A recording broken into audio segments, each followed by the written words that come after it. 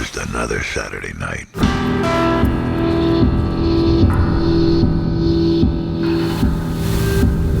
Power is a fragile thing. Staring me up how much I love you Dwight, is that you? and what I gotta do. She owns me. She was an angel. When she wishes it, we die.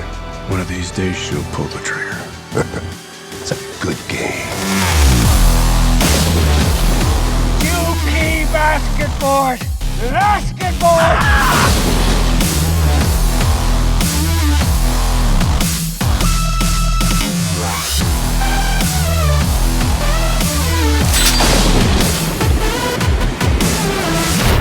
That there's a dame to kill for. Sin City's where you go in with your eyes open. Or you don't come out at all.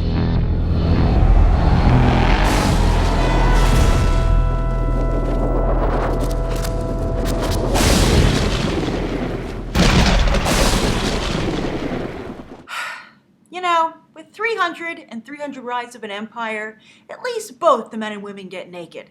But with a movie like this, as a female moviegoer, I just feel like it's not made for me. Like I'm not invited to the party. And that's no fun, because I want to come and enjoy these awesome visuals with everyone else. And I'm not talking about those visuals. I'm talking about Robert Rodriguez's really bold and interesting choices when it comes to lighting and camera work and you know, the basic framing of the film. There are some really gorgeous shots here, which you could take and frame and put on your wall, or look at in a comic book. I think that both the 300 franchise and the Sin City franchise, they've both become franchises now, do a really excellent job of utilizing Frank Miller's distinct comic book, artistic style, and to great success also for both films.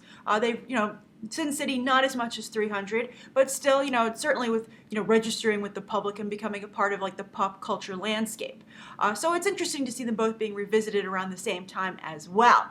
But I do get a little concerned because while I think Zack Snyder has been able to keep 300, that franchise, relatively on track, I think that Robert Rodriguez, because he's not so solidly on track himself, has trouble keeping Frank Miller roped in on a leash. I mean, even in his comic book work, Frank Miller can really kind of go off the deep end, and Rodriguez can as well as a filmmaker. So when you put them together, I think they can get maybe a little too in love with the artistry of what they're trying to do, instead of focusing on the fact they need to be disciplined and make something that's entertaining as well, and concise and well constructed from a story vantage point as well, and also from the business side. I mean, I think making a whole half of the population of moviegoers women feel, at least most of them feel a little bit like, this is like going to a strip club, albeit a very interesting one, is not a great business decision. And also, I'll get to the rest of the trailer in a moment, but I also wanted to touch on something about Robert Rodriguez, which also bothers me about this trailer, and that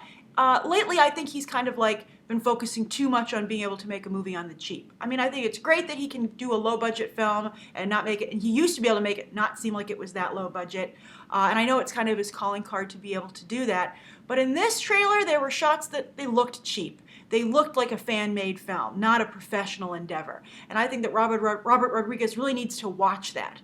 I think it's a problem for him, and I think that it seems these days that he's focused as much on trying to make a low-budget film, or even more focused on that, than making just a good movie.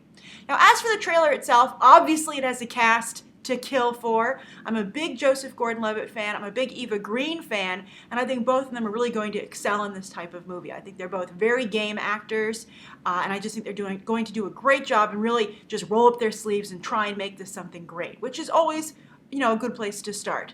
And then also, though, I have to say, both Josh Brolin and Eva Green have a history of having no problem with graphic nudity. So, when you couple that with Robert Rodriguez, just know going into this movie, I would expect something like that. I mean, you've already seen a few shots here in this trailer. Expect that smoke that's so artfully placed here in the trailer to maybe go away in the actual movie.